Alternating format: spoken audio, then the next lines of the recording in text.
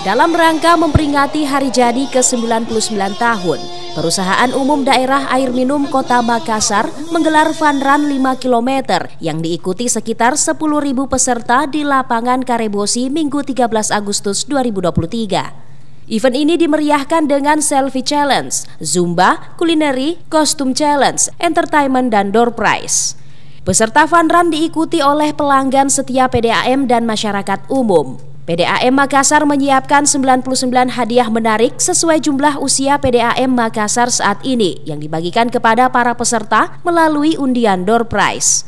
PDAM menyiapkan paket umroh sebagai hadiah utama Fun Run 2023. Rangkaian tahun Kota Makassar yang ke-99, kami jajaran direksi ada Ibu Direktur Umum dan Pelayanan dan Pak Direktur dan 5 perangkat pejabat Direktur Teknik mengadakan Fun Run dalam rangka memperingati hari ulang tahun PDAM Kota Makassar yang ke-99.